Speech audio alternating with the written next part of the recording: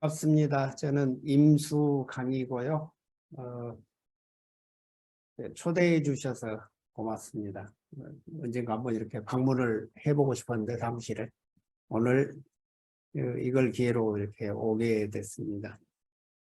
오늘 제가 발표하려고 하는 것은 BIS 자기자본 비율과 그 영향인데, 원래는 BIS 자기자본 비율과 구조조정 이렇게 했다가 그 영향으로 이렇게 제목을 약간 바꿨습니다.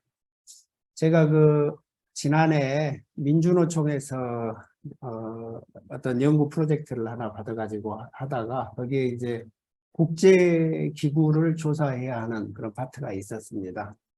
그런데 IMF라든가 세계은행 이런 데 대한 자료들은 꽤 있었는데 BIS에 관련된 자료가 거의 없었습니다. 그래서 이제 한우 없이 외국 자료들을 찾아보게 됐는데 그 가운데 이제 조금 대중적으로 쓴 책이 있어서 그 책을 한번 이렇게 번역을 해서 소개해 주는 게 좋겠다 이런 생각이 들어서 작년 여름에 한 3개월에 걸쳐 가지고 번역을 했는데 그 책 제목이 바젤탑입니다. 오늘 발표할 내용은 대부분 그 책에 들어있는 내용을 이렇게 요약한 거고, 뭐 약간 다른 데서 이렇게 끌어온 것도 있긴 한데, 어쨌든 대부분 그 책에 들어있는 내용입니다. 오늘 제가 말씀드릴 순서는, BIS 설립에 대해서 먼저 말씀드리고, 여기에서 BIS 설립 배경, 설립할 당시의 쟁점, 경과 이렇게 말씀드리겠습니다. 그리고 70년대 중반부터 자기자본 비율이 이제 쟁점이 되는데 그 재정과 관련해서 이 재정 배경 그리고 이 비율과 관련한 쟁점, 재정된 경과 이걸 설명을 드리고요. 그다음에 이어서 자기자본 비율이 어떤 은행 산업에 끼친 영향, 그다음에 금융감독 업무에 끼친 영향 이런 순서로 살펴보도록 하겠습니다. 먼저 이 BIS라는 기구는 국제결제은행인데 중앙은행의 금융정책을 조정하고 통일하는 포럼 역할을 하는 기구입니다. 기구 성격이 조금 애매한데 민간 기구에 가까운 그러면서도 약간 공적인 성격을 띤 뭐 이런 기구로 보입니다. 어쨌든 금융정책을 조정하고 통일하는 포럼 역할을 하고 있고 이런 역할 때문에 BIS는 중앙은행의 은행이라는 그런 칭호를 얻고 있습니다. 사실은 중앙은행과 BIS는 매우 밀접하게 관련이 있고, 중앙은행 그 자체라고도 할 수가 있습니다. BIS가 이제 1930년에 만들어져 가지고 이렇게 쭉 역할을 하는데, 1970년대 중반 이후에는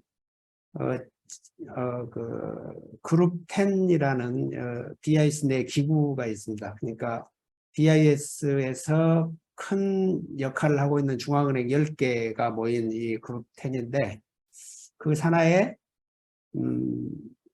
바젤위원회가 이제 만들어지는데 그 활동이 이제 중요하게 됩니다. 그거는 나중에 이제 살펴보도록 하겠습니다. 이 바젤위원회가 활동을 시작을 해서 88년에 자기자본 비율이 만들어지고 그 영향력이 증대하게 됩니다. 그렇다면 BIS 자기자본 비율 성격과 본질은 무엇인지, 그리고 BIS 자기자본 비율이 은행 업무와 감독 업무에 어떤 영향을 끼쳤는지 이런 걸 한번 보도록 하겠습니다. 먼저 BIS 설립 배경을 살펴보면 크게 형식상의 설립 배경과 실질적인 설립 배경으로 이렇게 나누어서 살펴볼 수가 있을 것 같습니다. 형식상의 설립 배경은 1차 세계대전 뒤에 배상금을 어떻게 처리할 것인가가 큰 이슈였는데 이 문제를 둘러싸고 강경 노선을 주장하는 프랑스와 그다음에 독일에 투자를 많이 해 놓았기 때문에 여기에 그 이해관계를 갖고 있어서 유화 노선을 주장하는 미국이 대립을 하게 됩니다. 이러한 대립을 절충하기 위해서 그 정부가 직접 어떤 안을 만들기보다는 민간은행가나 중앙은행가에게 맡겨서 안을 한번 만들어 보자 해서 이제 만든 게 도즈안인데 이 도즈안이 이제 배상금을 이렇게 실제로 독일이 지급하는 안이죠. 그런데 이제 이 안이 독일의 이른바 하이퍼 인플레이션 등을 이유로 해가지고 이제 지급이 지체하게 됩니다. 그래서 이 배상금 지급을 조금 경감하면서도 그 신속히 할 수 있는 이런 다른 안을 이제 마련하게 되는데 그게 이제 영안입니다. 영이라는 은행가죠. 은행가가 안을 만들었죠. 영위원회에서 안을 만들었습니다.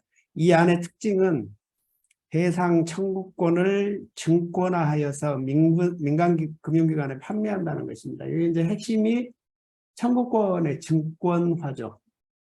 이 청구권의 증권화가 구체적으로 어떤 내용인지는 뒤에 이제 다시 살펴볼 텐데, 영안의 특징은 어쨌든 청구권을 증권화한다는 것입니다. 이 증권화가 이제 아주 핵심적인 특징이죠.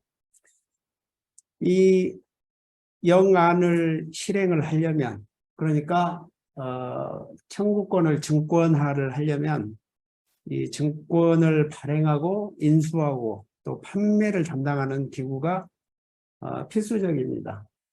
이 기능을 담당하는 그 기구로 만든 것이 이제 BIS인 것이죠. 여기서 이제 주목해야 할 점은 이 BIS 설립 과정에서 배상금 지급 관련 증권의 발행, 인수, 판매에서 어떤 수익을 얻기를 기대한 민간 금융기관들이 아주 중요한 역할을 했다는 사실입니다. 민간 금융기관들이 중요한 역할을 했다는 사실, 이제 이거를 좀 기억을 해야 될 것 같습니다. 실질적인 설립 배경으로는 그 1차 세계대전 이후에 이제 전쟁 재발을 막아야 하는 것 아니냐 이런 이제 논의들이 있었는데 금융 부분에도 어떤 장치가 필요한 것 아니냐 해서 국제통화와 국제금융 시스템을 개혁하자는 이런 지적 흐름이 형성이 됩니다. 이때 이제 유행했던 게 슈퍼뱅크론, 그다음에 금융 부분의 국제연맹론, 이제 이런 것들이 있었습니다. 그러니까 그 1차 세계대전 이후에 국제연맹이 설립이 되는데 그 하위 분야로서 금융 부분에서도 국제연맹을 만들어야 되는 거 아니냐 이런 어떤 지적인 흐름이 있었습니다. 이게 크게 이제 세 가지 정도가 있었는데 첫 번째는 유토피아론이라고 이제 보통 부르는 논의 흐름입니다. 환율 안정이나 새로운 통화 단위의 창설 그리고 중앙은행들의 협력을 주장을 했는데 주로 이제 은행가들이 이걸 주장을 했습니다. 프랑스 은행의 케네라는 사람과 잉글랜드 은행의 시프만 이런 사람들이 이제 주장을 했고, 그다음에 프랑스 사회당의 구상이 있었는데 내용은 독일 배상금 지급의 상업화, 그다음에 국제수지 불균형의 해결, 그다음에 부흥을 지원할 목적의 국제금융기관 설립 이런 것들을 주장을 했는데 이러한 주장은 힐퍼딩의 독일 3인당 이런 것과도 일맥상통하고 특히 케인스의 그 평화의 경제적 가치 주장과도 일맥상통하는 그런 면이 있습니다. 평화의 경제적 귀결이라고 보통 번역이 되는 평화의 경제적 가치 주장과 일맥상통하는 측면이 있었습니다. 그리고 유럽 합중국론이라는 게 있었는데 이거는 이제 장부화폐를 이용해서 적극적으로 신용을 창출하고 또 제공하는 그런 기관을 설립하자는 그런 안이었습니다. 이거는 그 당시에 유럽 합중국론이 이렇게 좀 유행을 했던 모양인데요. 이 유럽 합중국론은 사실은 1848년 이게 오타가 났는데요. 1848년 유럽에서 혁명 이후에 빅토르 위고 등이 주장한 유럽 합중국론이 1차 세계대전 기간 동안에 이렇게 트로츠키도 주장을 하게 되고, 물론 거기에 대해서 이제 레닌의 비판도 있고 그러지만 어쨌든 이 유럽 합중국론이 당시에 이제 유행을 했는데, 망데 프랑스라는 사람이 정치인이죠. 이 사람이 이제 유럽 합중국론을 들고 나왔습니다. 이 망데 프랑스는 나중에 프랑스 아마 총리 할 겁니다. 뭐 어쨌든 이런 대략 이 세 가지 그 흐름이 있었습니다. 크게 보자면 전쟁의 재발을 막기 위해서 어떤 금융 부분에 국제 협력이 필요하다는 것, 그리고 그거를 실천한 기구가 필요하다는 것, 더 나아가서는 그 기구에서 어떤 그 신용을 창출하고 제공하고 그런 역할까지 수행하자는 것, 이런 논의들이 이제 있었습니다. 이런 논의하고 BIS 설립하고 이렇게 맥락이 다 있다는 것이고요. 그 다음에 두 번째로는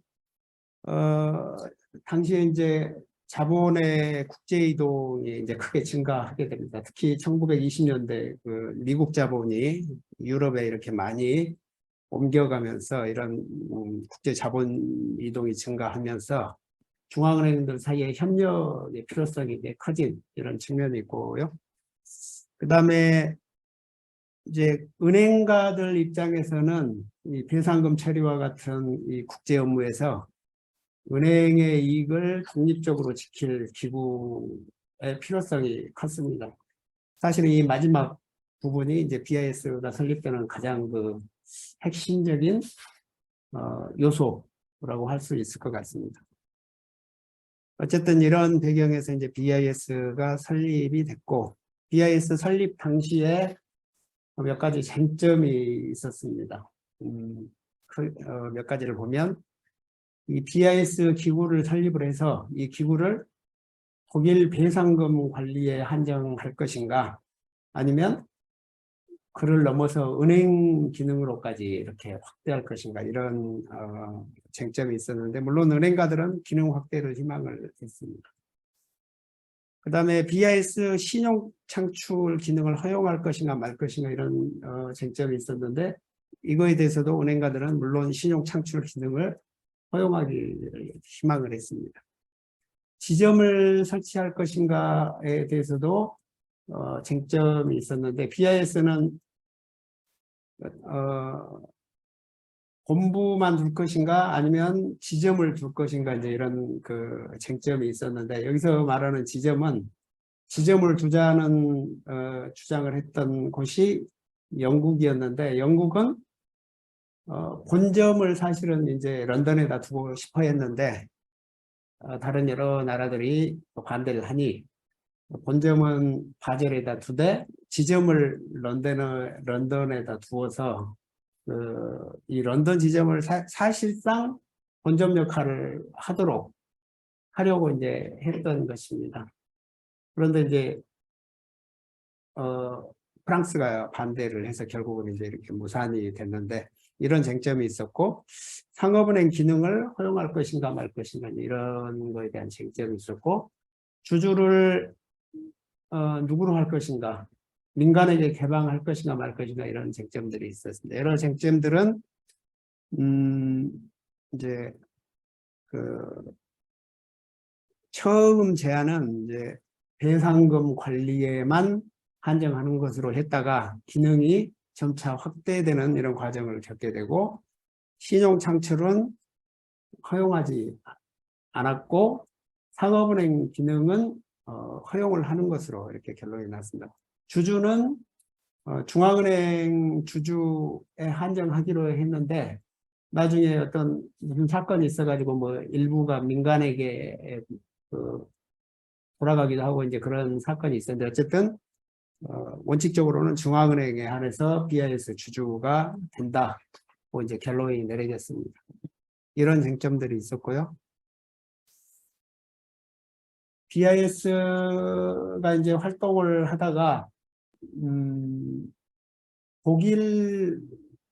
독일하고 이제 밀접한 관련을 맺게 됩니다. 30년대부터 전쟁 2차 세계대전 말까지 독일하고 이제 밀접한 이렇게 연계를 맺게 되는데 이제 그럴 수밖에 없었던 것이 배상금 지급 관리 자체가 이제 독일하고 연결이 돼 있었던 이런 측면이 있고, 그다음에 미국 자본이 독일에 이제 굉장히 많이 투자를 했었죠. 그래서 그 투자금을 보호해야 할 필요성이 있었는데 BIS가 그 독일 투자금을 보호하는 기능을 하다 보니까 BIS가 나치하고 협력하는 이제 그런 사태로 발전을 하게 됩니다. 그런 이유로 해서 그 2차 세계대전 말기에 브레튼 우주 협상에서 BIS 해체 운동이 이제 벌어지게 됩니다. 이때 협상에서 이제 미국 대표인 화이트하고 모겐소가 BIS 해체 운동을 주도를 하게 됩니다. BIS가 독일 나치와 협력했다는 점, 그리고 금융자본의 이익만을 대변하는 기구라는 점 등을 들어서 해체를 하자, 이런 주장을 펼쳤고요. 화이트는 이렇게 BIS를 중심으로 한 민간 금융가들 사이의 금융협력이 아니라 국가들 사이의 공식 협정을 통한 금융협력을 구상을 했고, 그 구상으로 탄생한 게 IMF라고 할 수가 있었습니다. 어쨌든 화이트는 BIS를 민간기구라고 이렇게 간주를 한 거였고, 그래서 이거를 국가들 사이의 공식 기구로 이렇게 전환을 하려고 했었던 것입니다. 이 반대 운동은 이제 그 금융 세력들의 물밑 작업, 미국의 프랭클린 내셔널 은행하고 독일의 헤어슈타트 은행이 뭐 이런 느슨한 국제 자본 이동 통제, 그다음에 위험한 영업 관행, 감독 실패, 과도한 예약 거래 등으로 파산을 하게 됩니다. 가장 직접적으로는 그 외환시장에서 통화 선물 거래했다가 실패해가지고 파산을 하게 되는 거죠. 이 두 은행의 파산은 이제 은행도 파산할 수 있다는 사실을 일깨웠고, 동시에 그 은행 감독 이슈를 제기하는 계기가 되었습니다.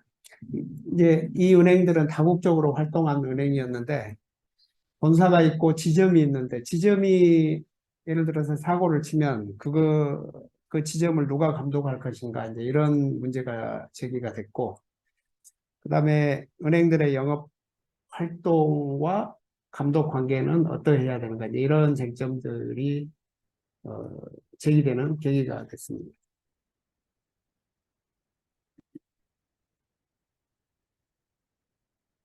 미국 입장에서는 이 달러 체제 유지에 금융시장 안정이 꼭 필요했었습니다. 71년에서 73년 사이에 주요 나라들이 변동환율제로 이행하면서 국제 금융시장은 이른바 시스템이 없는 시스템으로 운영되고 있었는데, 이에 따라서 이제 은행들의 투기적인 금융활동이 증가하고 파산으로까지 이어지는 불안정한 국제금융 상황이 이제 계속됐죠. 이 금-달러 교환 정지 이후에 이 달러 유통체제의 지속 가능성 여부를 이렇게 불안하게 지켜보던 미국 당국자들은 금융시장 안정이 지속하게 하는데 이제 도움이 된다고 판단을 했던 것이죠. 그래서 미국은 금융시장 안정을 위해서 국제적인 금융협력이 필수적이라고 생각을 했습니다. 브레튼 우즈 체제 단점과 실패 때문에 이제 바젤 위원회라는 것이 탄생하게 됐다, 이런 평가가 있습니다. 어쨌든 이런 배경 속에서 BIS 안에 금융시장 안정을 다룰 바젤 위원회를 만들게 됩니다. 이 자기자본 비율 제정 경과를 보면 75년에 이제 바젤 위원회가 설치가 되고요. 이 바젤 위원회는 형식상으로는 정보 아이디어 교환을 목적으로 하는 기구이고 BIS 내 상설위원회로 설치가 됩니다. 그다음에 이게 그 그룹 10 산하에 설치가 되는데 아까도 말씀드렸다시피 이 그룹 10은 중앙은행에서 그 역할이 BIS 내에서 규모가 큰 중앙은행들의 비공식 모임입니다. 이 비공식 모임 산하의 바젤위원회를 이제 둔 것입니다. 따라서 이 바젤위원회가 비공식 기구이기 때문에 바젤위원회가 정한 자기자본 비율도 비공식적인 성격을 갖는다. 이게 이제 굉장히 중요한 사실이라고 할 수가 있습니다. 바젤위원회도 이 자기자본 비율이 강제사항이 아니라고 계속 강조를 하고 있거든요. 이러한 성격 때문에 그렇습니다. 그러니까 그룹 10이 비공식 기구이고 그룹 10이 만든 이 제정한 자기자본 비율도 역시 비공식적인 성격을 갖지 않을 수가 없습니다. 이거를 이제 바젤위원회가 인정을 하는 것이고요. 75년에 이른바 바젤 콩코르다트가 이제 성립을 하게 되는데 이거는 국제적으로 활동하는 은행들을 누가 감독할 것인가에 대한 문제를 규정한 협정이라고 할 수가 있습니다. 은행 본점 소재지 국가에서 감독을 할 것이냐, 아니면 사고를 친 지점이 감독 책임을 질 것이냐에 대해서 원칙적으로는 모두 책임을 지지만 누가 이제 우선적인 책임을 지느냐에 대해서 본점 소재지 국가가 우선적인 감독 책임을 진다, 이런 내용을 합의를 하게 돼. 이게 이제 75년에 유명한 바젤 콩코르다트입니다. 이 이후에도 이제 감독 문제를 둘러싸고 이제 계속 논의가 이어지는데, 그 금융감독 수단으로 88년에 자기자본 비율이 이제 합의가 되는데, 이 자기자본 비율의 제정에서 그 80년대 초에 연준 의장이었던 볼커가 아주 결정적인 역할을 하게 됩니다. 어떤 사정이냐면 80년대 초에 미국이 이른바 저축은행 사태를 겪게 되죠. 저축은행뿐만 아니라 그 은행들까지도 이제 여러 은행들이 그 위기를 겪게 됩니다. 이 위기를 겪은 뒤에 은행들은 이 자국 내 은행들에게 그 엄격한 자본 유지 의무를 부과를 하게 됩니다. 그러자 그 규제 차이가 이제 발생을 하게 된 거죠. 그러니까 미국은 규제를 엄격하게 하고 주변 나라들은 상대적으로 규제를 덜 엄격하게 하는 이런 규제 차이가 발생을 하게 되고, 이 규제 차이에 따른 재정 거래들이 생겨나게 됩니다. 그래서 미국 은행들은 국제적으로 평등한 규제를 해야 된다고 요구를 했고, 이를 실현하기 위해서 볼커가 나서서 BIS에 직접 찾아가가지고 자기 자본 비율을 공식화해야 된다라고 이제 하게 되고, 이 볼커의 적극적인 활용으로 이제 활약으로 자기 자본 비율을 협정에까지 이제 이르게 되는 것입니다.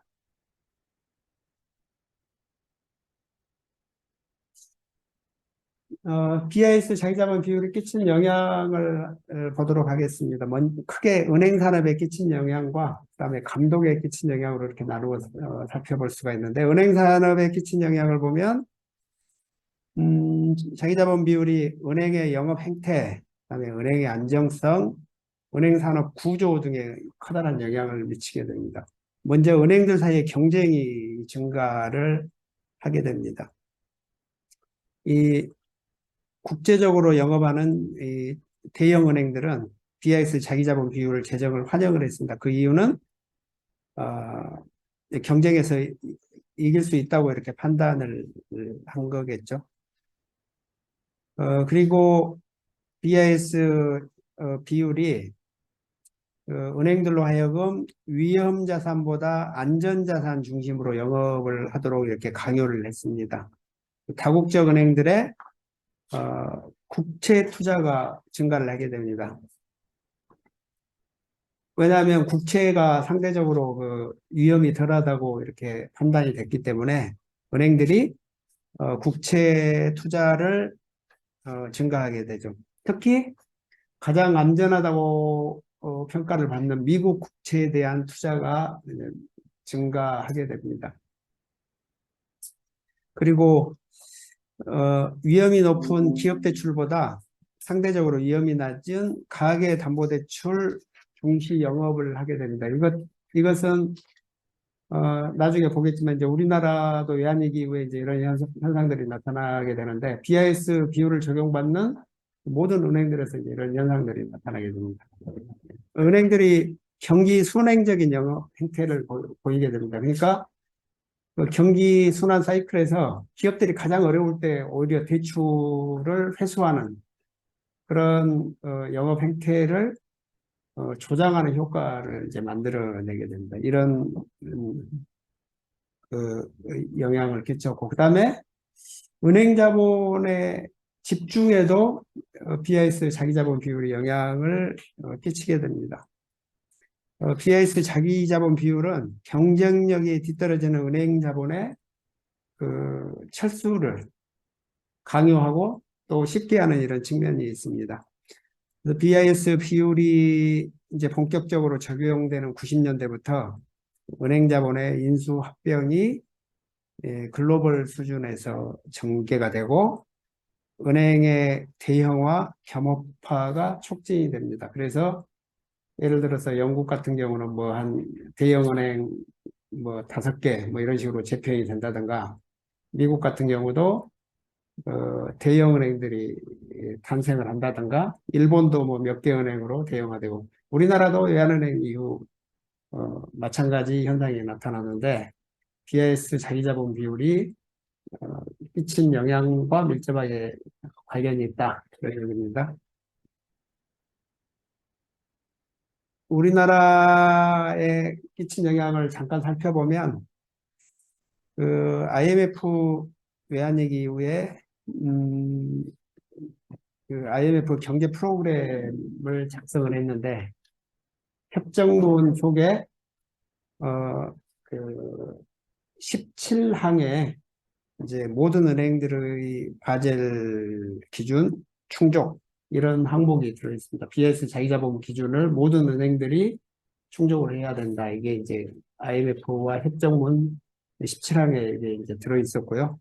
이 17항으로 해서 BIS 자기자본 비율은 아까도 얘기했지만 비공식 기구가 만든 비공식적인 규제인데 이게 이제 따라서 원래 공고사항인데 IMF 협정문에 들어가면서 우리나라에서는 사실상 강제 규정으로 이렇게 정한된 이런 측면이 있습니다.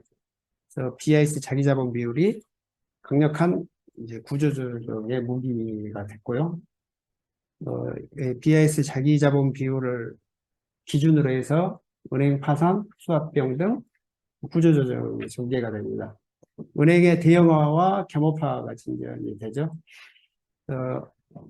이렇게 대형화된 은행들은 이제 영업 행태를 바꿔가는데 안정자산 중심의 자산 운용을 하게 되죠. 가계담보대출이 기업대출보다 상대적으로 더 안전하다고 생각을 해서 이쪽이 증가를 하게 되고 이 담보대출 증가는 사실은 자산가격 상승하고도 이렇게 밀접하게 연결이 되어 있습니다. 앞서 얘기한 바와 같이 자기자본 비율의 경기 순행적인 특징이 이제 우리나라에서도 나타나게 됩니다. 비올 때 기업들의 우산을 뺏는 이런 효과가 나타나게 됩니다. 뭐가 하나가 빠진 것 같은데.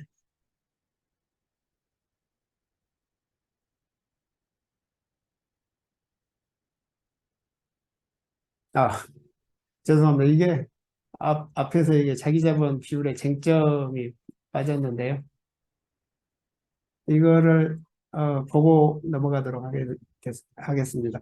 자기자본 비율을 제정하는 과정에서 이제 몇 가지 쟁점이 있었는데 크게 보면 자기자본 비율의 수준을 어느 정도로 할 것인가 이런 쟁점이 있었습니다. 미국과 영국은 상대적으로 높은 수준, 일본은 낮은 수준을 희망을 했는데 그 이유는 논쟁을 할 당시에 미국과 영국의 자기자본 비율은 대략 한 7% 수준이었고 일본은 4% 수준이었습니다. 그래서 미국, 영국은 조금만 노력을 하면 8% 정도는 달성할 수 있다고 보았기 때문에 이제 8% 정도를 고집을 했고 일본은 그보다 더 이제 낮은 수준을 희망을 했던 거죠.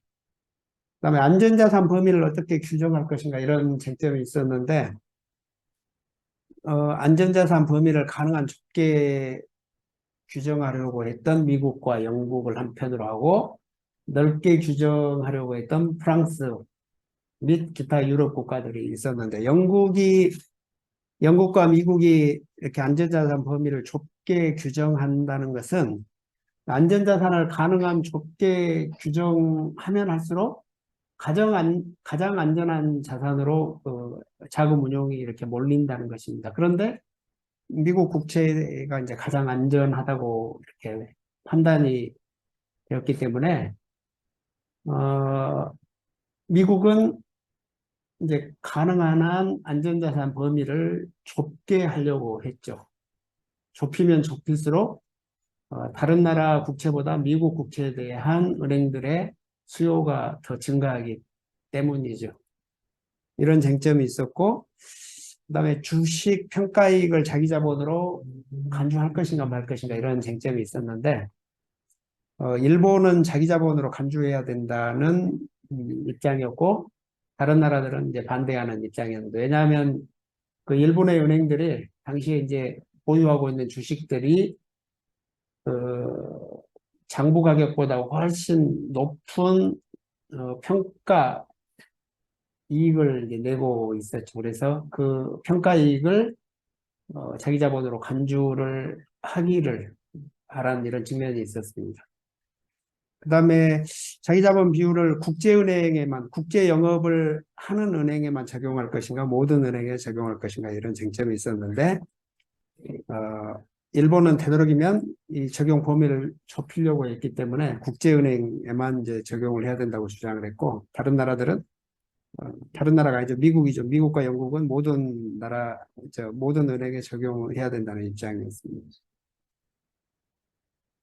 그리고 또 하나의 쟁점은 비공식 기구인 바젤위원회가 자기자본 비율을 규율하는 것이 정당한가?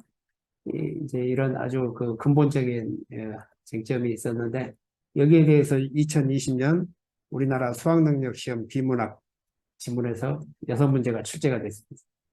혹시 들어보셨나요? 알고 계십니까? 왜 이 비공식 기구가 제정한 이 자기자본 비율을 여러 나라들이 현재 100나라 정도가 이 비율을 지키느냐 그거를 이제 지키는 이유가 뭐냐 뭐 이런 거를 묻는 아무튼 수능 시험 문제가 나온 적이 있습니다. 학교에서 이런 걸 공부를 하나? 그 지문에서는 사실은 여러 나라들이 자발적으로 이익을 위해서 지켜야만 지키는 것이 더 큰 이익이기 때문에 지킨다 이제 이렇게 나왔는데 사실은 안 지킬 수는 없는 이제 그런 상황이 있는 거죠. 어쨌든 시험 문제까지 나왔다 이런 거고요. 은행 산업에 끼친 영향을 살펴보았고 그다음에 금융 감독 업무에 끼친 영향이 있습니다. BIS 비율이 은행 감독 업무에 끼친 영향인데, 먼저 감독 규정의 국제적인 통일성을 가져다 준 측면이 있습니다. 금융시장 참가자들의 감독 당국에 대한 신뢰성이 증가하는 효과가 있었고요. 그러나 나라들 사이의 자기자본 규제의 통일성은 특정 국가에 대해서는 이 파괴적인 영향을 끼치기도 했습니다. 특히 90년대 초에 일본의 은행들은 자기자본 비율이 굉장히 낮았는데 이거를 이제 맞추려고 하다 보니까 대출을 회수하지 않으면 안 되는 이제 이런 상황이 벌어졌던 거죠. 그래서 그게 부동산 가격을 끌어내리는데 이제 중요한 역할을 했다고 주장하는 사람들이 있습니다. 그 다음으로 자기자본 비율 협정이 그 감독 정책에 준 아주 심각한 함의는 감독 업무의 시장 자율규율이라는 개념을 끌어들인다는 사실입니다. 이게 무슨 얘기냐면 BIS 자기자본 비율만 가지고 이렇게 감독을 하게 되면 이 감독은 굉장히 기술적인 문제로 전환이 됩니다. 따라서 어떤 은행이더라도 그 자기자본 비율을 기술적으로 이렇게 계산을 할 수가 있고 또 그것만 맞추면 문제가 없다고 이렇게 생각이 되기 때문에 이제 감독 업무가 매우 기술적인 이런 문제로 전환이 되고 어, 이 은행들이 자기자본 비율을 계산하나 감독 당국이 자기자본 비율을 계산하나 차이가 없다고 이제 이렇게 생각이 되는 거죠. 그래서 감독 당국은 자기자본 관리 시스템을 은행이 자율적으로 너희들이 관리를 해라. 이제 이런 그 감독 개념이 이제 나타나게 됩니다. 그래서 이제 은행 스스로 감독을 하는 그런 것을 감독 당국이 인정을 해주는 이제 이런 흐름들이 나타나게 되는데 그 결과 실제로 감독을 그 민간 은행들에게 맡기는 이제 이런 현상이 나타나게 되는 거죠. 그때 유명한 바라든가 카멜 이런 것들이 은행이 자체적으로 실시하는 어, 자기자본 관리 시스템인데 그거를 금융당국이 인정을 해주는 이런 모습들이 이제 나타나게 되는 겁니다. 이는 감독 업무를 민영화해도 문제가 없다. 이제 이런 식으로 논리 전개가 되고 실제로 많은 그 나라들에서 감독 업무를 민영화하는 이제 그런 그 현상들이 나타납니다. 우리나라도 외환위기 당시에 IMF가 금융감독기구를 민간 법인으로 설립할 것을 요구를 하게 됩니다. 실제로 민간 기구로 설립이 됐습니다. 우리나라 금융감독원은 민간 기구인 거죠. 이런 것들이 BIS 자기자본 비율을 제정하는 그 내적 논리에 따라서 거기까지 이제 이르게 됐다는 것입니다. 우리나라 금융감독원이 민간기구다 이렇게 얘기를 하면 이렇게 잘 이해를 못하는 분들이 많이 있더라고요. 근데 민간기구거든요.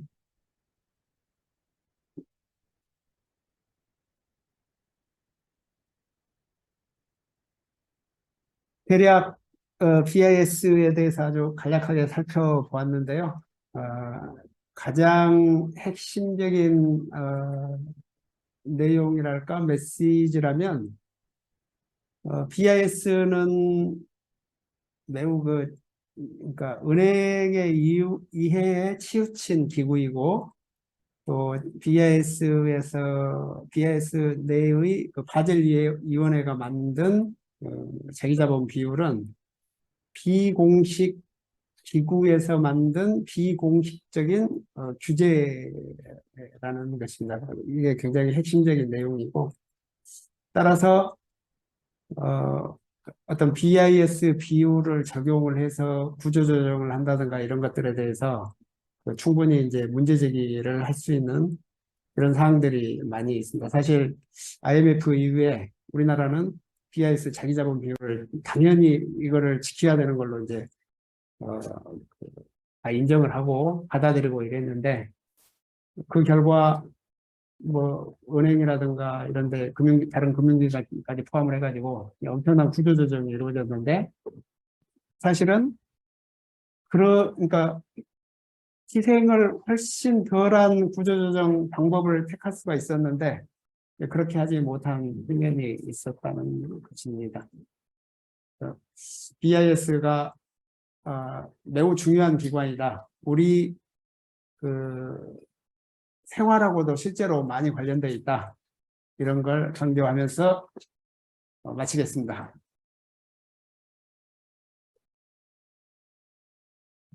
예, 감사합니다. 발제를 마쳤고요. 우리가 4시 한 45분? 약간 좀 늦게 시작해서 그때까지 할 거고, 뭐, 의견 많은 분이 없기 때문에 지금 우리 들어오신 분이 3분, 저기 인터넷 온라인에서 3분, 4분 있다가 한 분 나가셨네요. 그래서 들어서 질문이나 의견이나 같이 해주시고요. 질문에 대해서는 한꺼번에 묶어서 답변하는 걸로 하겠습니다. 네, 자유롭게 말씀해 주시면 됩니다.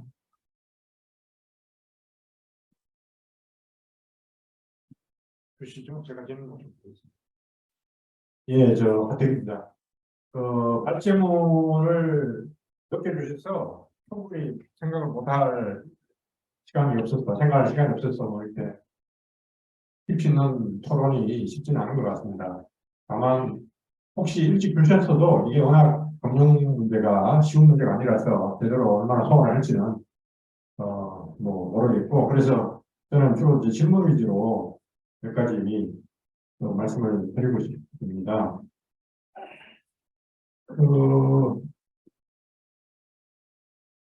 뭐 아까 이제 예를 들어서 기업에 대한 금융보다는 가계에 대한 금융, 가계 부채를 평가시키는 방식으로 이렇게 그런 걸 바꾼 게 이제 자기 자본 비율 규제에 의해서 그렇다. 그게 그러니까 기업이 가계 금융을 하게 되면은 그게 자동적으로 이런 담보가 자본으로 산정되고 이런 거는 아닌 거고, 혹시 이제 리스크에 의해서 담보가 이제 만약에 이제 뭐 부실이 발생하면 담보를 처리해서 자본을 확보를 할 수 있기 때문에 그렇다, 이런 말씀으로 이해되는 건가요? 그게 하나 궁금했던 거고요. 그러니까 자동적으로 이렇게 담보 자체가 이제 자본으로 계산이 되는 문제가 있는 건지, 그런 게 아니고 이제 나중에 이제 리스크 이제 부실이 발생하면은 담보를 확보를 하니까 자기 자본이 어느 정도 다시 회복이 될 수 있는 그런 조건 때문에 가계 부채가 늘었다, 이렇게 가계 금융을 늘리는 방식으로 바뀌었다, 이런 거죠. 그다음 역사 속에서 케인스가 이 BIS 해체를 사실은 반대를 했다. 케인스의 이제 논리 자체는 금융을 규제를 한다. 우리가 좀 아주 지상적으로 이해를 하면은 국제기구를 설립하는 데 있어서 굉장히 중요한 역할을 했는데, IMF 체제를. 그런데 이제 또 그러면서 IMF 체제하고는 상대적으로 좀 이제 결이 다른 BIS를 해체를 또 반대를 했던 그런 이제 역사적 사건이 있었다, 이렇게 되는데, 그 문제를 좀 더 구체적으로 설명을 해 주실 수 있으면 이해가 될 것 같고요.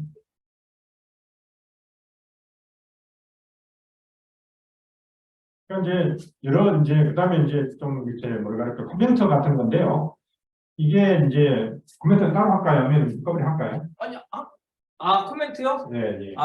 의견은 근데 코멘트는 따로. 네, 의견이랑 코멘트는 따로 하고, 일단 질문 2가지입니다. 네. 아니, 간단한 의견 코멘트. 저기 혹시 김정현 선생님이 관심이 있는데 접속이 불안정하시다. 그 전관 선생님 특별히 없으세요? 네. 이해하기 바빠. 이해하기 바쁘세요? 그러면은 혹시 여기 계신 분 중에 혹시 질문이나 의견이나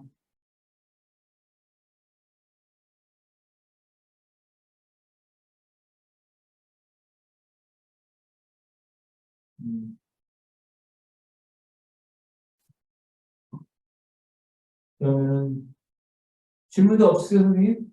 정관 선생님? 질문. 질문도 없으세요. 저는 그냥 제가 뭐 그 책을 보지는 못하고 저기 그 뭐야 발제만 들어서 그러는데 이게 지금 국제 결제 시스템 스위프트하고 이거하고는 어떤 관계나 차이가 있을까요? 그냥 간단한 거.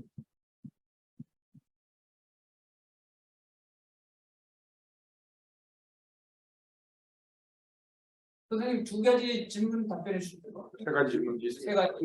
세 가지 질문이요. 먼저 그 안전자산 이제 운영을 하게 되면 은행들이 안전자산 운영을 하게 되면 기업 대출이 줄어들고 가계 담보 대출이 이제 왜 늘어나느냐 이런 문제인데 그 위험 가중치를 두기 때문에 이제 그런 효과가 나타나거든요. 그래서 은행이 국채에다 투자를 하게 되면 그 국채는 위험이 하나도 없는 걸로 이렇게 간주를 하게 됩니다. 위험자산이 아니어서 그거는 대출에서 제외됩니다. 그리고 기업 대출을 하게 되면 100% 위험하기 때문에 그거는 위험자산 100%로 가중이 되고 그다음에 가계담보대출 같은 경우는 뭐 나라마다 약간씩 차이가 있긴 한데 대략 50% 정도를 위험자산으로 이렇게 치거든요. 그래서 자기자본 비율이 낮게 되면 대출을 줄여서 국채로 이렇게 옮겨갈 수밖에 없습니다. 은행들이. 그래서 자기자본 비율이 낮아지면 기업대출 중지하고 있던 대출 회수를 해서 이제 국채로 옮겨가야 되는 거죠. 그래서 가계대출 쪽으로 또 옮기든가 이렇기 때문에 기업대출이 줄어들고 담보대출이 증가하는 이제 이런 현상들이 나타나게 되는 거고요. 이거를 개정을 하려고 하는 움직임이 있는데 그게 이제 그 바젤 1, 2, 3 있는데 자기자본 비율을 이제 몇 번 개정을 했는데 세 번째 개정한 거에서 이런 현상을 이제 좀 개정을 하려고 가중치를 달리하는 이제 이런 그 움직임들이 있긴 합니다. 근데 가중치를 기업 대출을 늘리고 가계 대출을 줄이기 위한 이런 이제 장치들을 마련을 한 게 이제 그 바젤 3거든요. 어쨌든 그 이전까지는 그 안전자산 중심으로 운영을 하다 보면 기업 대출이 줄어들고 담보대출이 증가할 수밖에 없다. 이런 얘기고요. 케인스가 반대한 거는 사실은 자기 그 논리에 굉장히 좀 모순적인 측면이 있습니다. 이게 케인스는 당연히 반대를 해야 되는데 해체에 찬성을 해야 되는 거죠. BIS 반대를 해야 되는데 그렇지 않은 이제 측면인데 자기 기존에 취했던 입장하고는 상당히 모순적인 이런 면이 있는데 잉글랜드 은행이 이제 잉글랜드 은행 그리고 영국의 상황과 이제 밀접하게 좀 관련이 있는 것 같아요. 이거는 일반적인 일반적인 논의라기보다는 영국적인 상황, 영국의 아주 특수한 상황과 이제 관련이 있는 것 같은데 잉글랜드 은행이 어쨌든 BIS로 필요하다 이런 입장이었고 그걸 이제 케인즈한테 전달을 해서 케인즈가 이제 그 반대를 하게 됩니다. 아니 정치적 결정이 자기 논리가 아니고 그렇다고 봐야 될 것 같아요. 잉글랜드 은행을 대변해서 이렇게 BIS 해체를 반대했는데 아주 구체적인 상황까지는 뭐 자세히는 잘 모르겠습니다. 어쨌든 자기 기존 주장하고는 반대되는 그런 행동을 했던 것이죠. 네. 김장 선생님 질문한 거는 국제결손 스위프트하고 너무 무식한 질문인데 저기 국제결제은행하고 어떤 관계가 있는지. 사실은 저도 자세히는 잘 알지 못하겠고요. 그 관계까지는. 그런데 그 BIS도 이제 결제 업무를 하는데 이제 중앙은행과 중앙은행들 사이에 이제 그 결제 업무를 하거든요. 그래서 BIS에다 중앙은행들이 예금을 이렇게 입금을 하고 금이나 이렇게 뭐 달러를 예치를 해두고 예치해둔 범위 내에서 이제 대차 관계 조정을 해가지고 이렇게 결제를 하는 거고, 스위프트는 이거를 이제 결제 방식을 결제 방식을 좀 고도화한 뭐 이런 것 같은데 저도 그 관계까지는 좀 구체적으로 자세히는 잘 모르겠습니다. 추가로 좀 질문 드리고. 예. 그러니까 지금 잘 받았고요. 저도 뭐 상당히 초보적인 것밖에 모르는데 잘 설명해 주셔서 이해가 되는 부분이 있습니다. 그다음에 이제 결국 이제 결제은행이 상당히 이제 금융의 흐름에 변화나 발전에 자본주의에서 20세기에 엄청난 영향을 주었다. 이런 이제 그 이해가 되는데요.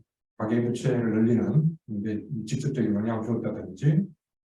근데 이제 은행들이 이런 게 있지 않습니까? 이제 이 상업은행이 있고 투자은행이 있는 이제 그 규제나 이런 것과 연관해서 구분이 되다가 어느 순간 은행들이 다 이렇게 투자은행으로 다 변화하는, 그러니까 대출이 아니라 이제 실제로 정권에 투자하는 은행으로 변신하는 이런 이제 흐름들이 있지 않습니까? 그것과 이제 그 BIS의 어떤 규제나 자기자본 비율 규제나 이런 것들이 또 연관이 있는 건지 그게 좀 궁금하네요. 그것도 뭐 말씀해 주실 수 있는지 모르겠습니다. 그거하고도 이제 관련이 있는 측면이 사실은 80년대 이후부터 이제 국채 시장이 굉장히 발전을 하게 되고 그 국채나 회사채 주식을 합한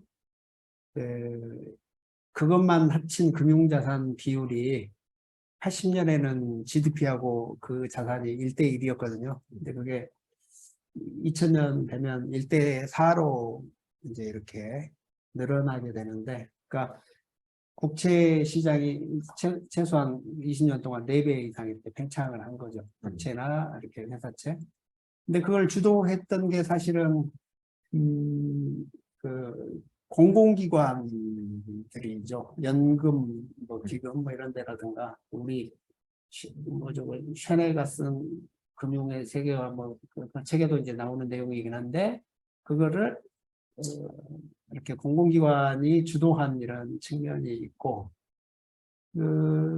특히 이제 국채가 이제 굉장히 팽창을 하게 되는데 80년 이후로.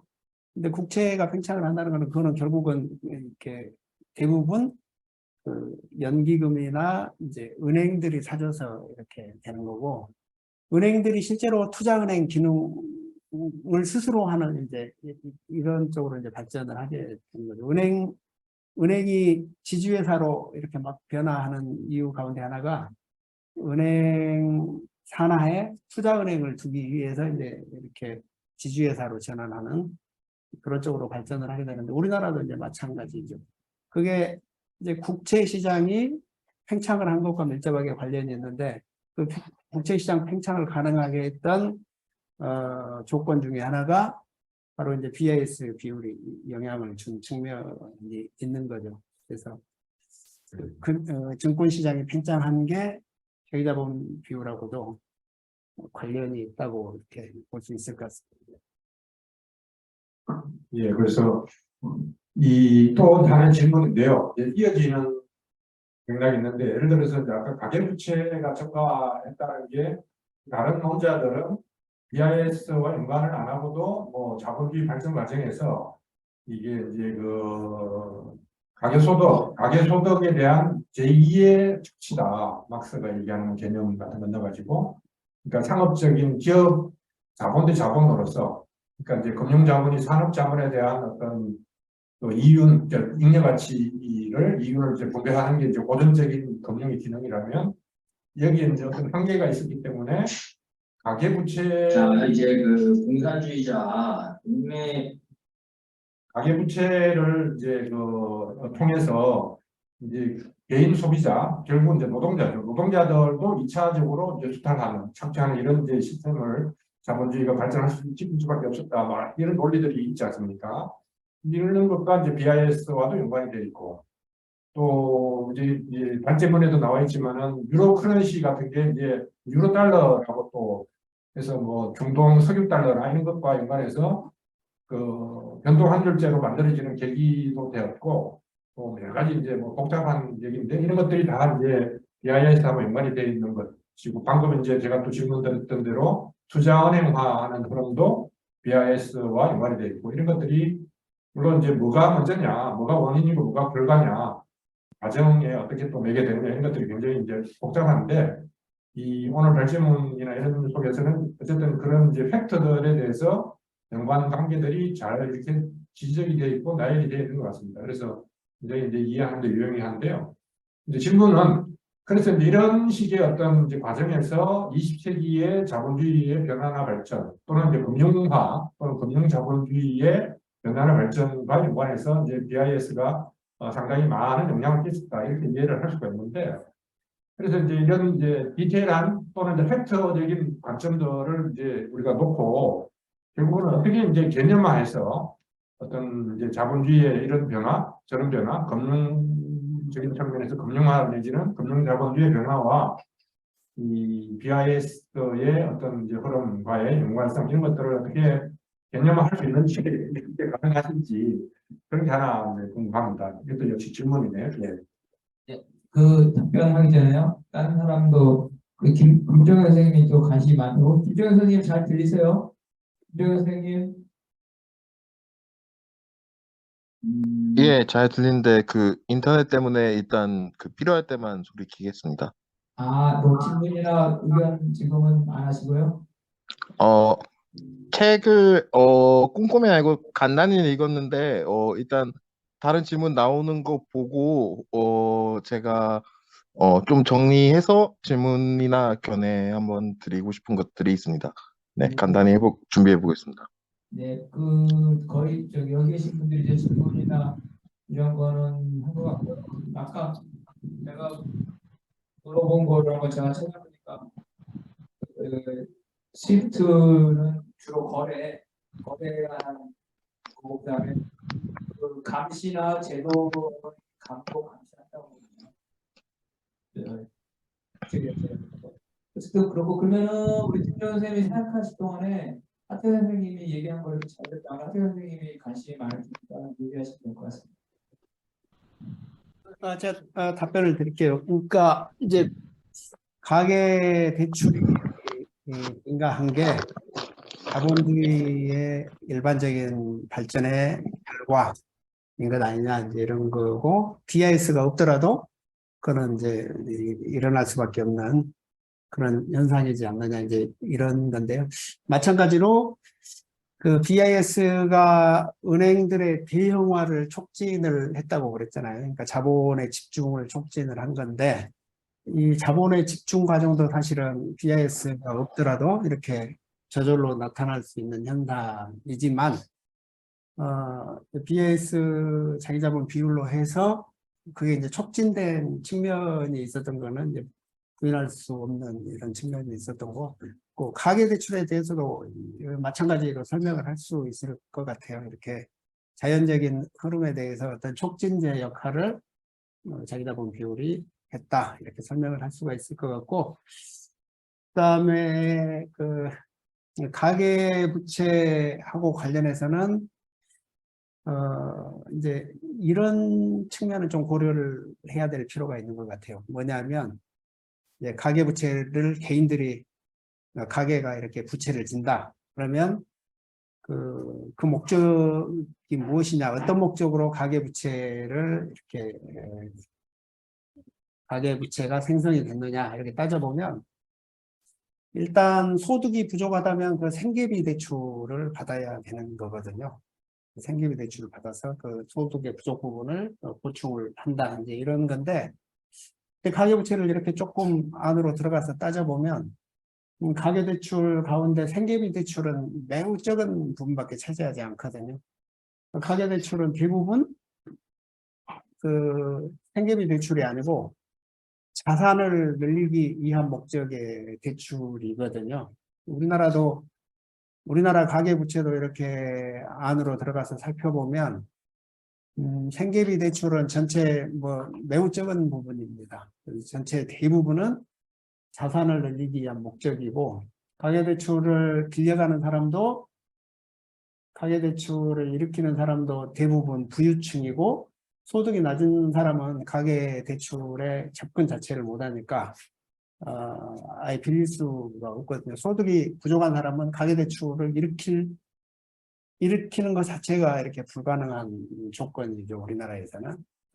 가계대출이 인구 전체에 그 대출을 가지고 있는 사람이 인구 전체 한 40%밖에 안 되거든요. 60%는 대출이 없습니다. 그러니까 40%가 대출을 가지고 있는데 이 사람들이 부유층이고 60%는 접근 자체를 이렇게 못하는 거고 이 40% 가운데서도 그 가계대출 규모가 큰 순서들을 이렇게 쭉 나열해서 이렇게 분위별로 나눠보면 그 상위 10%가 우리나라 가계대출의 거의 90% 이상 가지고 있습니다. 그러니까 가계대출이 소득을 보전하기 위해서 생겨난다. 이거는 이렇게 조금 이렇게 들어가 보면 약간 안 맞는 이런 게 있습니다. 이게 가계대출은 빌려다가 이게 자산을 늘리려고 이렇게 부유층들이 일으키는 것이지 소득을 보충하려고 하는 그러니까 그 초과착취 또는 이런 거하고는 실제로 분석을 해보면 약간 좀 차이가 있는 이런 게 좀 있는 것 같아요. 예, 돈을 가난한 사람이 빌려가면 소득이 부족한 사람이 대부분 빌려간다 그러면 이제 그게 설명이 되는데 실제로는 그렇지 않습니다. 네, 시간 좀 있으니까 제가 이해는 잘 했고요. 그래서 이제 실제로 이제 담보대출이니까 자산을 늘리든지 자산에 대한 투자를 위해서 가계대출을 한다는 게 충분히 이해가 되고 실제 통계가 아마 그렇다고 말씀을 하시니까. 근데 이제 관련해서 어쨌든 이제 예를 들어서 이제 마이너스 통장 대출 같은 거라든지 또는 이제 신용카드 대출, 신용카드가 대출이 아니고 신용카드 사용 이런 것들은 굉장히 이제 보편화가 되어 있잖아요. 물론 이제 한국만 특수한 상황일 수도 있지만은 아마 세계 자본주의 자체의 어떤 변화도 이제 그런 측면에서는 그래서 이제 실제 노동자들 자산이 없는 노동자들도 나름대로 은행의 대출에 많이 떨어져 있다. 그게 이제 규모의 크기는 말씀하신 바대로 전체에서는 상대적으로 적을 것이지만 그런 측면도 있지 않겠느냐 하는 것도 듭니다. 선생님 잠깐만요. 김종현 선생님 그 마이크를 사용하시려고 조금 혹시 질문이나 의견 있으시면 말씀하실 됩니다. 네. 제가 인터넷이 불안정해가지고 이거는 그래도 말씀드리고 계속 참가할 수 있을지 모르겠는데요. 조금 끊겨가지고 일단 책 읽은 거에 완독은 못했지만 보면서 느낀 거랑 임수강 선생님이 여기저기에 관련해 쓰신 글들 보면서 좀 제가 알고 있는 바에 기초해서 약간 이견이 있는데 어떻게 생각하시는지 묻고 싶은 거랑 동의하는데 어떤 의의가 특별히 있을지 좀 집어주셨으면 하는 것들이 있는데요. 우선 BIS의 중앙은행 비밀주의 아니면 자율적이지 않지만 자율성을 강조하는 그런 특성들 이런 것들은 사실 선진자본 앞에서 다른 선생님들께서도 얘기하셨을 것도 같고 이미 제가 조금 들은 부분에 겹치지만 이미 선진자본주의 중앙은행들이나 BIS처럼 중앙은행 관련 기구라고 표방을 하지 않아도 뭐 IMF 등의 기구에서 이런 것들 많이 표방하고 있는데 BIS에서 특별히 뭐 물론 아예 뭐 그 양차 대전 간에 있었던 기능 같은 거 말고 최근 들어서 이런 특히 금융화 국면에서 뭐 독자적으로 뭐 이데올로기적인 구실 말고 뭐 새로운 그 뭐 차별적인 역할을 할 수 있는 것이 차별적인 역할이라고 한 것이 있을까 이런 것이 첫 번째로 질문이 들었고요. 읽으면서나 뭐 그러면서 들었고요. 둘째로는 뭐 그 뒷부분은 아직 못 읽어서 그 최근에 관한 책 논의가 이 책이 어떻게 나왔는지 모르겠는데 그 선생님이 여기저기 쓰신 글들을 보면서 느낀 건데 저는 BIS가 좋은 의미로든 나쁜 의미로든 UN이랑 비슷하다고 생각하거든요. 어, 당연히 나쁜 의미로는 어, 선진자본주의 국가들의 뭐 중앙은행이든 뭐 외교부 행정부든 뭐 아무튼 국가기구 혹은 국가 아닌 척하는 국가기구를 대변한다고 그리고 그것에 의해서 결국엔 의사결정이 된다고 그런 점에서 완전히 안 좋은 쪽으로 공통점이 있다고 생각합니다. 근데 뭐 좋다기보다는 희비극적인 공통점이 저는 있다고 생각하는데 예를 들어 유엔 안에서도 뭐 종속 이론도 유엔 개발위원회에서 라틴 아메리카 문제 비판에서 나왔고 뭐 그 뭐 장지글러 같이 뭐 제3세계에 대한 수탈을 비판하던 사람도 뭐 유엔에서 빈곤 문제를 다루던 사회학자였던 걸 알거든요. 그런데 그 얼마 전에 선생님께서 그 보리오에 관한 그 클라우디오 보리오라고 여기에서 화폐금융 관련 연구를 하는 경제학자에 대해서 뭐 비판적인 글을 쓰신 거를 뭐 제가 뭐 SNS 많이 안 하지만 뭐 친구가 퍼다 나는 걸 봤습니다. 근데 그거에 관해서 희비극적인 문제가 있지 않을까라는 생각이 들었는데 선생님께서 우선 그 보리오에 대해서 뭐 직접적으로 읽어보진 않으셨다고 뭐 얘기를 하셨는데 제가 뭐 뭐 막스나 케인즈로 막스나 포스트 케인즈주의로 화폐금융을 하려다 쓸 게 없어가지고 그 지도 교수가 케인지언이어서 주류 케인지언이어서 이 부분을 썼거든요. 근데 보리오가 흥미롭게도 선생님 말씀대로 이 와중에도 금리 인상을 지지하는 그런 노동계급의 문제를 고려하지 않는다는 혹은 뭐 그런 거에 무관심하거나 뭐 암묵적으로 적대적일 수 있다는 뭐 이런 점에도 동의하고 그런 비판은 동의합니다. 그런데 제가 이 사람 페이퍼를 읽어봤을 때 굉장히 이색적인 것이 두 가지가 있었는데요. 첫째는 민스키에 대해서 굉장히 옹호를 하고 있고 둘째로 선생님께서 이 사람이 7, 80년대를 중요하게 언급하게 한다는 것이 어, 다른 주류 케인즈주의나 뭐 중앙은행가들과 달리 뭐 대안정기 그레이트 모더레이션 문제가 아니라 이때 금융 자유화가 돼서 너무 팽창했다 금융이 이런 지적을 하고 있더라고요. 그래서 저는 어떻게 보면 BIS란 것의 문제가 어, 사실은 어차피 국제중앙은행 지도자들과 그것과 연관이 있는 밝히진 않지만 연관이 있는 국가기구와 관료들의 이런 걸 결국에는 대변하게 돼서 문제인 것이지 요 안에 있는 주장들은 뭐 말하자면 무장하지 않은 예언자처럼 공허하게 되는 문제가 있고 둘째로는 보리오가 이런 주장을 한 것 때문에 저는 이 사람이 뭐 예를 들어 주류 경제학이 말한 것처럼 이자율 잘 맞춘다고 인플레 죽일 수 있다고 얘기도 안 하고 뭐 그게 경제 균형 안 맞춰준다는 것도 동의는 가는 주장이었습니다. 그런데 사실 이런 것들에 대한 비판 공감하면서도 한편으로는 BIS에서 개혁적인 입장을 가진 학자조차 첫째로 뭐 어차피 중앙은행 총재들을 못 바꾼다는 거 혹은 제한적으로 바꿀 수밖에 없다는 거 이런 것과 더불어 뭐 말씀하셨다시피 노동계급 문제를 얘기하셨는데 금융 자유화에 대한 규제를 촉구하고 앨런 그린스판을 의외로 굉장히 강도 높게 비판을 하더라고요. 그런데 그럼에도 이 사람이 이 금리 인상을 주장하는 이유는 그린스펀 때 법을 엄청 키워놨으니까 지금 죽일 때 확 죽여놔야지 라는 주장으로 이어지더라고요.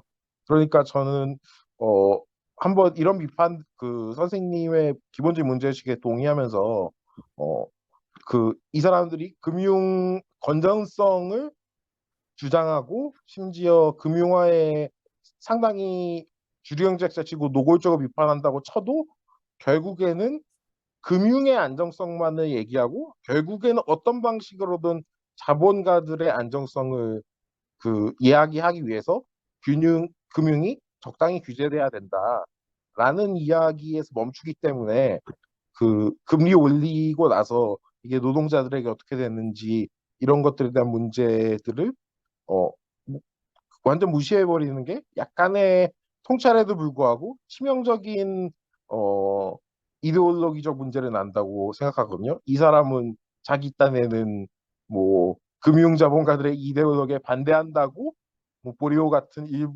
같이 BIS에서 뭐 신영son 박사도 그렇고 그런 사람들이 자기는 그런 입장이라고 얘기하겠지만 결국에는 큰 틀에서 보면은 다른 자본을 위해서 노동자를 희생한 거 아닌가 이런 거에 관해서 무시하거나 그래도 상관없다고 생각하는 거 아닌가 좀 이런 거에 관해서 문제의식을 발전시켜서 어떻게 보면은 BIS에 관한 비판이 결국에는 이것이 금융 문제만 개혁하면은 첫째로 자본주의가 제대로 굴러갈 수 있다.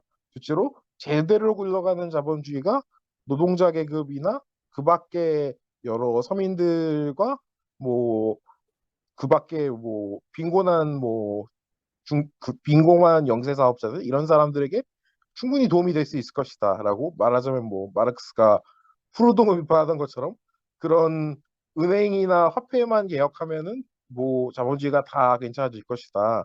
좀 이런 문제에 천착한 것에 대해서 좀 더 비판적인 논의를 발전시켜 볼 수 없을까. 그리고 이 책이 약간 르포식이다 보니까 조금 이런 것들이 집중적으로는 안 나왔는데 혹시 그런 부분들을 좀 본격적으로 다른 좀 급진적인 문헌들을 많이 못 봤는데 꼭 BIS가 아니더라도 이런 식으로 접근해 본 문헌들은 없을까 좀 이런 질문을 드려봅니다. 네, 혹시 뭐 임정민 선생님 뭐 질문이나 의견 혹시 있어요? 아니요. 그래요? 그러면은 우리 선생님이 답변해 주시면 되겠습니다. 예.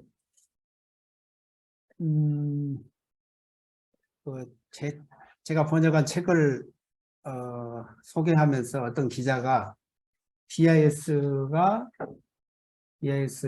금융안정 지렛대인가 아니면 금융자본 이익의 대변자인가 이렇게 제목을 붙였더라고요. 근데 사실은 BIS는 두 측면을 모두 다 가지고 있는 것 같아요.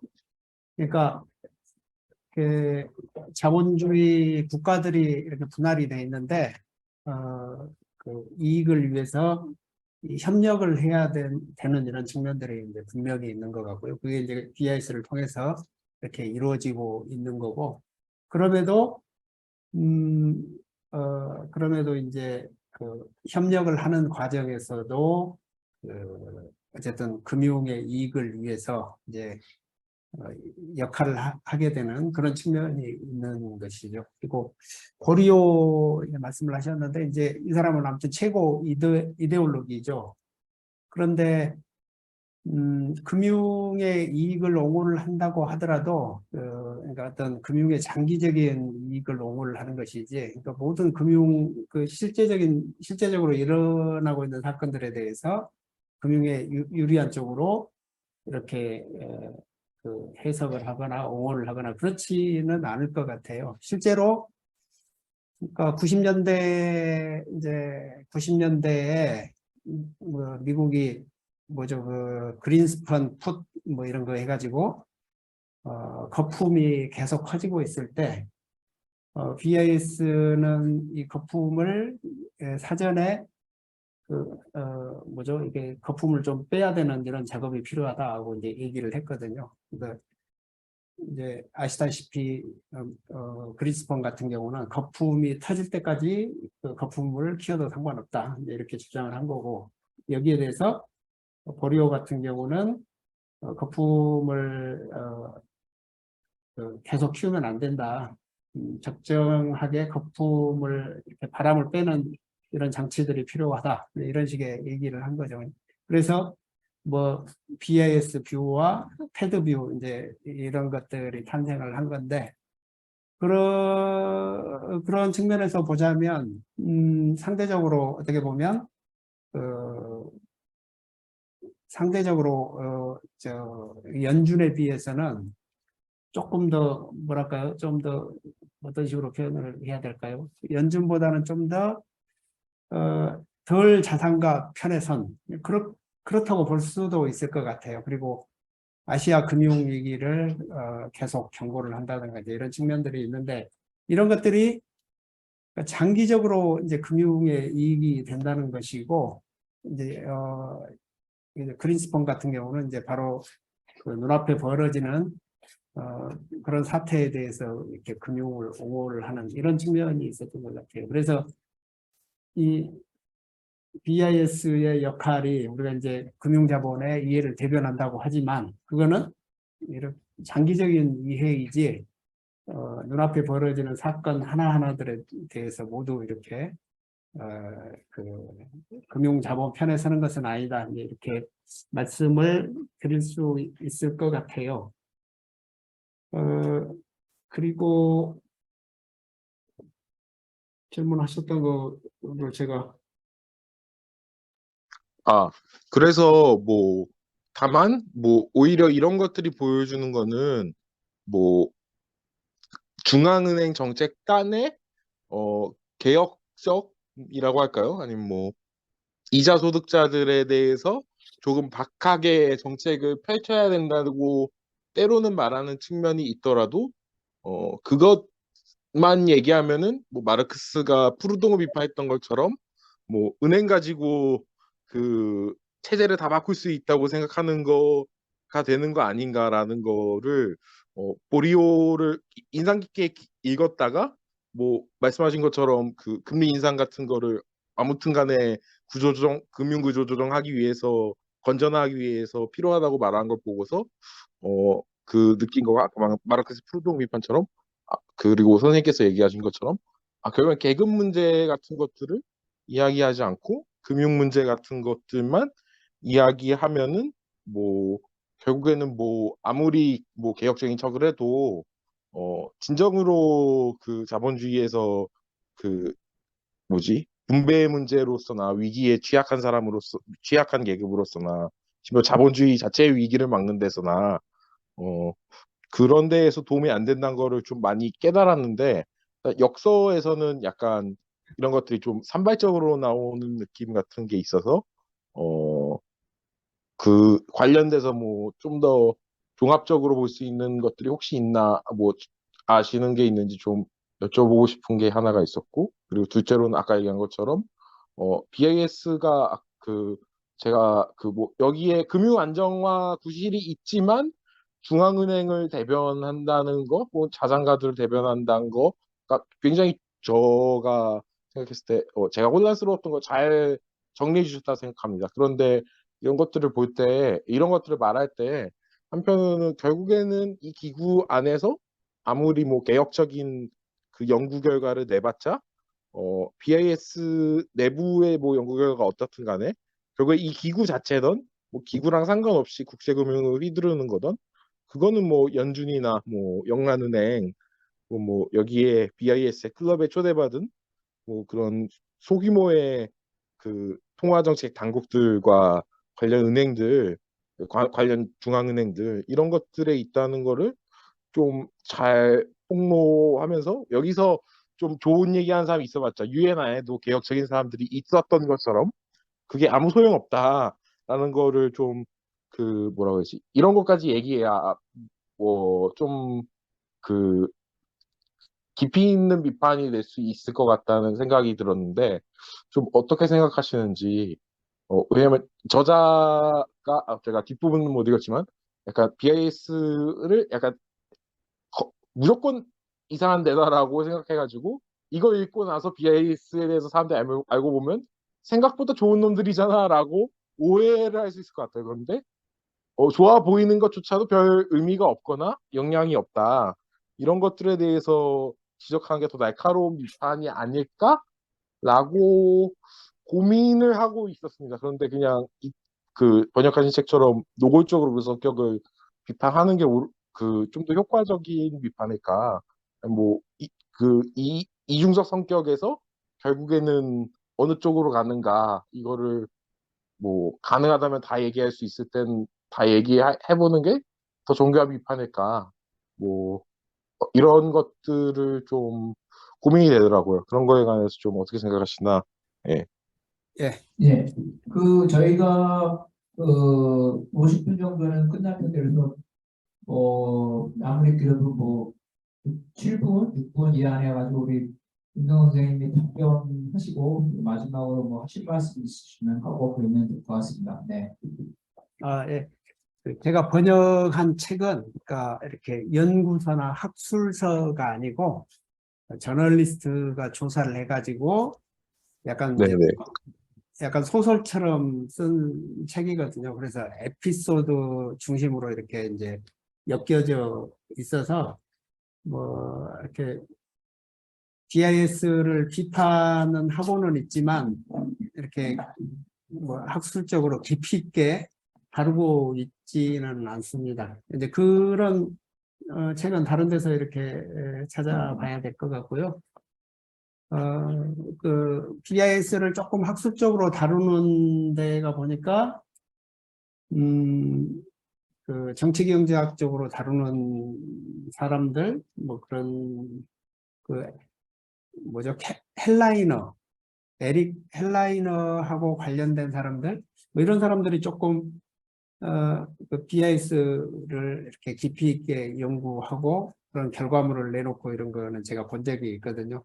어쨌든 제가 번역을 했던 책은 약간 대중적인 책이고 뭐 이렇게 연구를 깊이 해가지고 비판을 하고 내재적으로 비판한 책은 아니다 이렇게 말씀을 드릴 수 있을 것 같아요.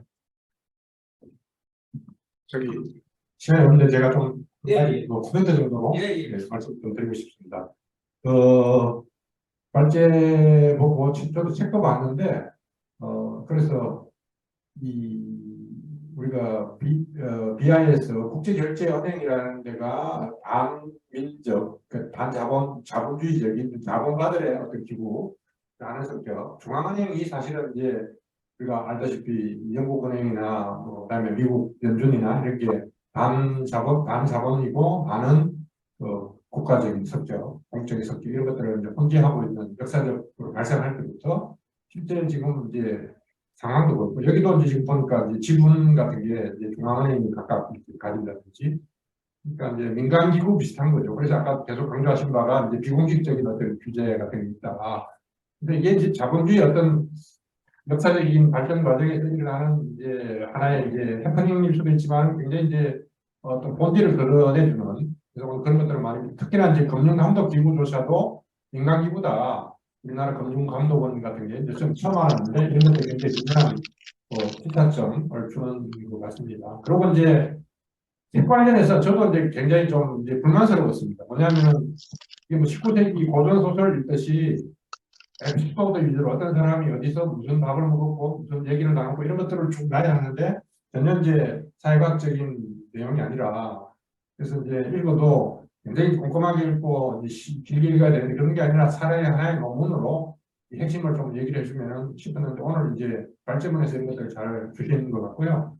오히려 역으로 저는 이제 우리 임성환 선생님이 이 뭐냐 BIS나 이런 문제에 관해서 오히려 저서를 내시는 게 더 좋을 것 같다. 그 책은 굉장히 좀 영향가가 없다. 이런 생각이 들더라고요.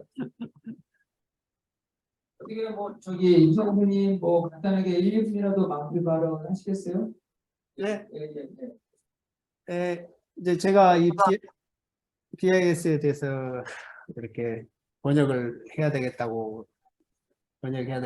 생각을 한 게 중앙은행 독립성 이제 문제였죠. 이 책이 사실은 가장 중요한 거는 중앙은행의 독립성을 비판을 하고 있다는 겁니다. 그러니까 중앙은행의 독립성이 이렇게 세 차원이 있는데 정부에서의 독립, 그다음에 외국 중앙은행에서 독립, 그다음에 시장에서 독립 뭐 이런 차원으로 보통 구분을 하는데 이 정치적인 독립이라는 게 매우 그게 자본의 요구다라는 거고 근데 일반적으로 뭐 중앙은행 독립 얘기할 때는 정부에서 독립만을 얘기하고 다른 중앙은행에서 독립이나 시장에서 독립은 별로 얘기를 하지 않는데 가장 본질적인 거는 시장에서 다른 중앙은행에서 독립 이런 게 중요한데 이 책 제가 번역한 책이 사실은 막 엄청 사람 이름도 많이 나오고 에피소드 뭐 막 하고 읽기가 좀 지루하긴 한데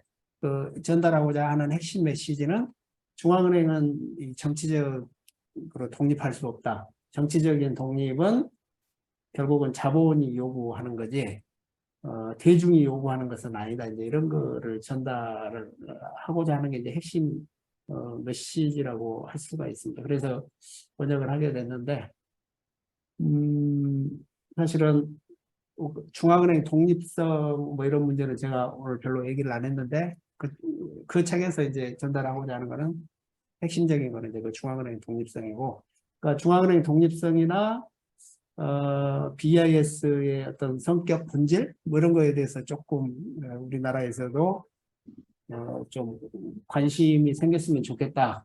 연구가 무슨 누가 됐든 이렇게 진행이 됐으면 좋겠다 이런 생각을 가져봅니다.